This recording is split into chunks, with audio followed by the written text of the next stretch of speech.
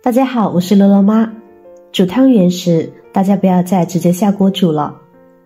说起汤圆，它也是中国的传统节日元宵节最具有特色的食物，表达了古代人民对幸福生活的一种期盼和向往，流传至今。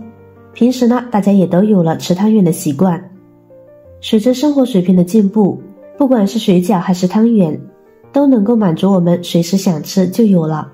所以为了方便，我们一般呢都是买一些速冻的汤圆来吃。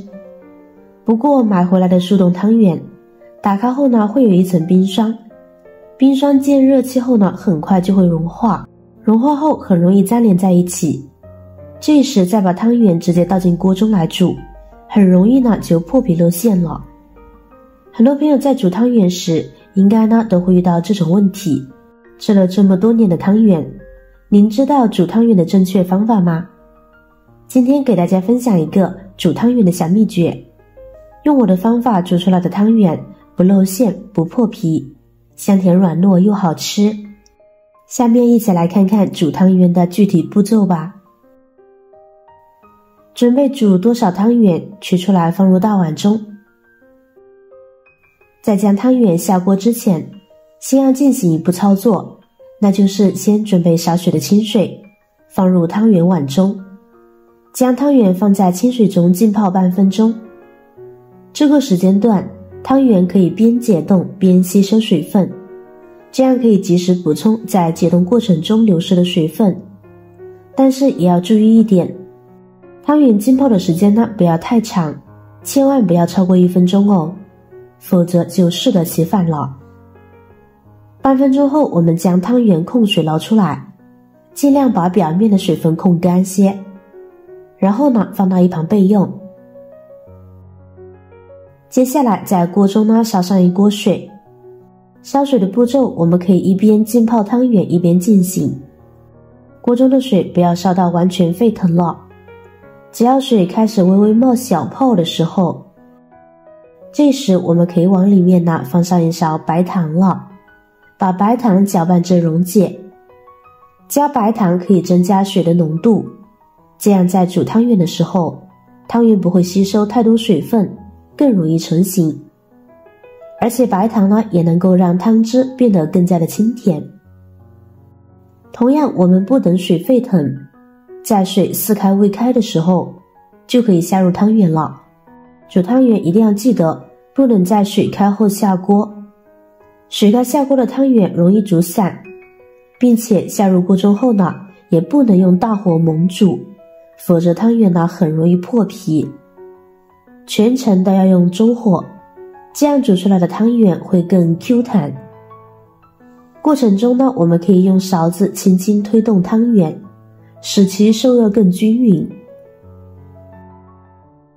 等到汤圆煮至沸腾后呢，接下来这一步也很关键哦。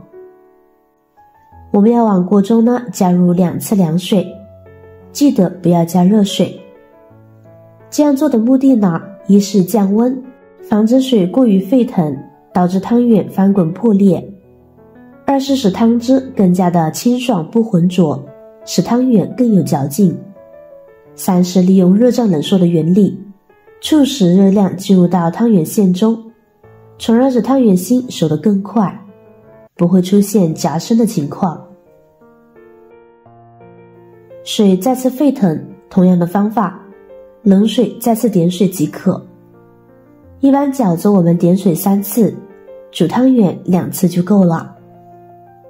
亲爱的朋友们，制作视频不易，您的每一个留言和每一个点赞、关注都是我前进的动力。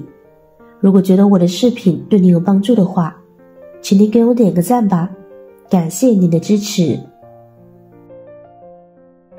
最后汤圆煮至全部漂浮起来，这就说明汤圆已经熟了，可以出锅享用美食啦。